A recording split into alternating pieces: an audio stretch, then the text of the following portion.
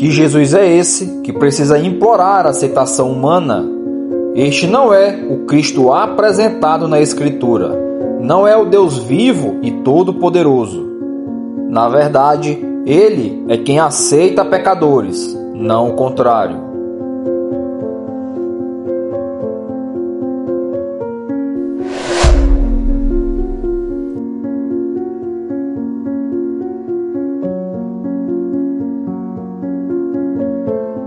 Um dos jargões mais conhecidos e usados com frequência no meio evangélico é o famoso "aceite Jesus". Muitas igrejas têm ensinado que o papel do homem na salvação é o de aceitar Jesus, visto que ele está batendo a porta do coração humano. Sendo assim, segundo o pensamento destes, é necessário que abra a porta do coração e permita que Jesus adentre e faça ali morada.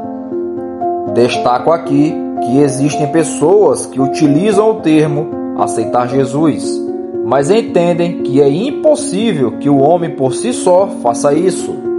A crítica deste vídeo, portanto, é para aqueles que pressupõem que Jesus precisa ser aceito e que há algum poder na escolha humana. É para aqueles que defendem a ideia de salvação sinergista. Deus é o único Senhor na salvação. Cristo é quem aceita o pecador. Vamos analisar 4 razões do porquê o homem é incapaz de aceitar Jesus. Primeiro, Jesus é Deus. Entender essa lógica é simples.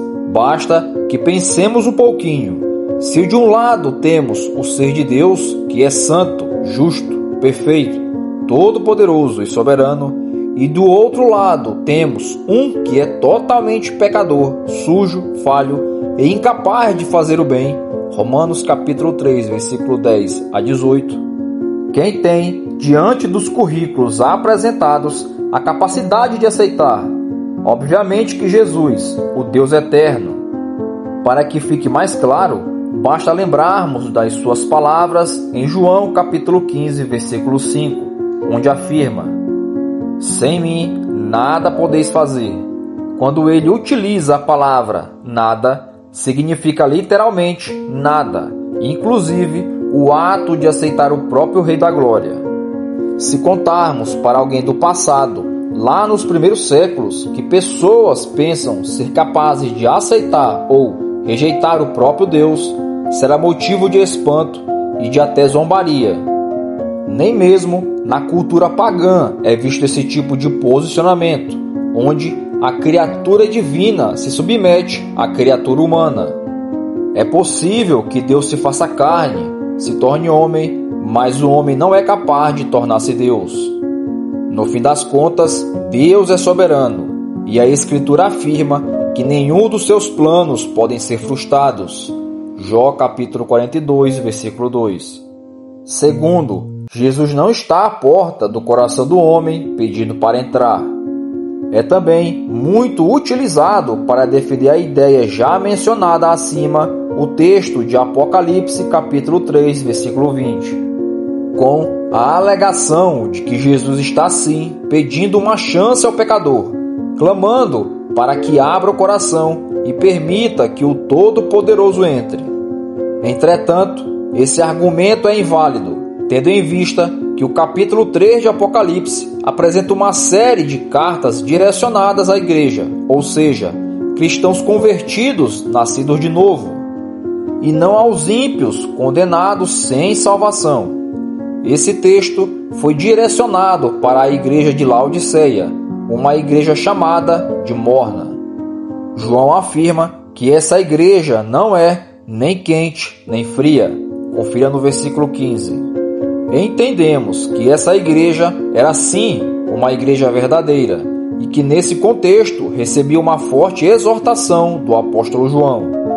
A igreja de Laodiceia estava praticando suas obras, provavelmente realizando programações e cultos, mas esquecendo-se que o principal objetivo de tudo o que a igreja pratica é Jesus. Era como se a própria igreja participasse da ceia do Senhor, mas sem o Senhor da ceia. Por essa razão, Cristo bate à porta dessa igreja, chamando-o ao arrependimento e levando-a a entender que é tudo sobre Jesus, do começo ao fim. Essa carta, como já dito anteriormente, é uma exortação aos laodicenses e não aos descrentes. Sua finalidade era a correção da noiva de Cristo em Laodiceia, a fim de que lembrassem quem é Jesus. Portanto, esse versículo não deve ser usado para fins evangelísticos, pois é direcionado a convertidos. Usar esse texto ou qualquer outro fora do contexto é um erro que não devemos cometer. Sejamos fiéis ao texto bíblico. Isso é o que Deus requer de todos os seus filhos. Ainda que nosso desejo pela salvação dos ímpios seja grande, não devemos tirar, acrescentar ou deturpar a palavra inspirada pelo Espírito Santo. A mensagem pregada pelos apóstolos e pelo próprio Jesus sempre foi suficiente para que pessoas fossem salvas.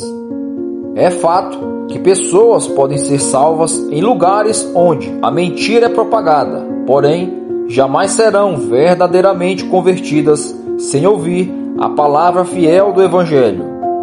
Nosso desejo deve ser apresentar a verdade, tão somente a verdade, ainda que isso seja pesado aos ouvidos dos que nos escutam.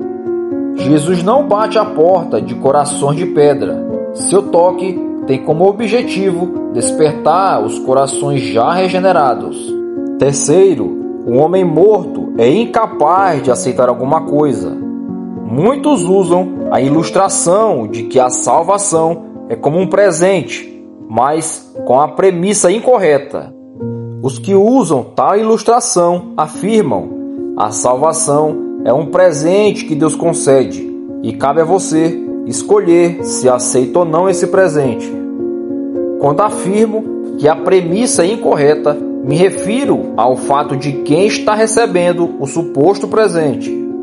O apóstolo Paulo coloca o homem na condição de alguém que é morto em delitos e pecados. Efésios capítulo 2, versículo 1. Está morto para o apóstolo Paulo não é o que vemos em The Walking Dead, onde os supostos mortos andam, agarram, correm e até mesmo comem os vivos. Quando o apóstolo ensina que o homem está morto em delitos e pecados, ele remete àquele morto que está 5 palmos abaixo da terra, sem vontade nenhuma, incapaz de sentir qualquer coisa. A ideia bíblica de morto é exatamente o que nós, em um mundo real, temos como um morto. Quantas vezes você já foi a um velório e ofereceu um copo de água a um cadáver e ele disse: "Eu quero"? Nunca, pois ele é incapaz de querer ou até mesmo aceitar alguma coisa. Portanto, ainda que a salvação seja uma dádiva de Deus, ela não é um presente posto nas mãos dos homens, deixando-os à mercê da própria vontade, podendo aceitar ou recusar. O homem não consegue dizer sim para Deus, baseado em suas próprias vontades. Como lemos em Romanos capítulo 3, versículo 10 a 18, ninguém é capaz de buscar a Deus, absolutamente ninguém. Por essa razão, Jesus ensinou que ninguém é capaz de ir até Ele se o Pai, que é o Deus Todo-Poderoso, não o trouxer. João capítulo 6, versículo 44. É necessário que o Espírito Santo atue no coração do homem, mudando a sua vontade para que então ele queira. Mesmo depois da salvação, a soberania de Deus é o fator determinante para tudo. Deus é o autor não apenas da salvação, mas também da santidade. O apóstolo Paulo disse em Filipenses capítulo 2, versículo 13, que é Deus quem opera em nós tanto o querer como o efetuar. E quarto, Jesus não é um mendigo, muito menos um impotente.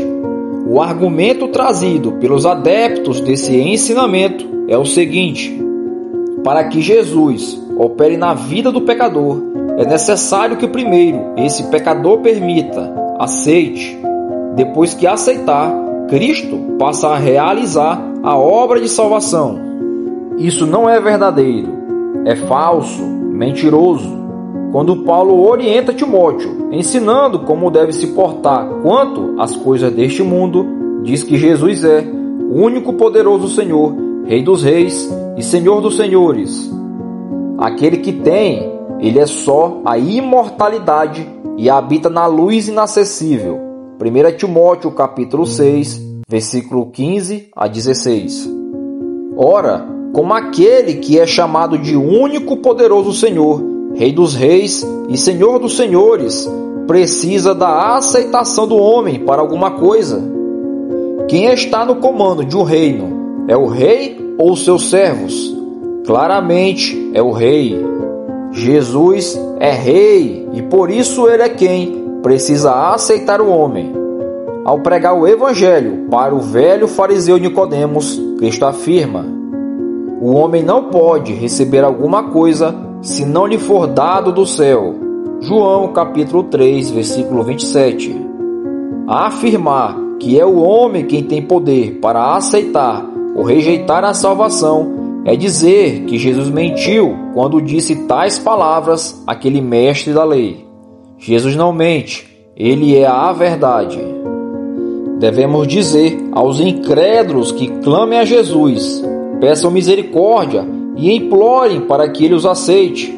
Há graça suficiente em Cristo para até mesmo o mais vil de todos os pecadores. Fomos ordenados por ele mesmo a anunciar a mensagem de salvação, mas devemos anunciá-la de forma completa. O homem é pecador e está condenado ao inferno, mas Cristo é Salvador e poderoso para resgatá-lo da condenação. O evangelho do aceite Jesus deve ser combatido com o evangelho fidedigno do Senhor Jesus, o qual nos ensina a anunciar uma mensagem que confronta o pecador, ao invés de massagear seu ego.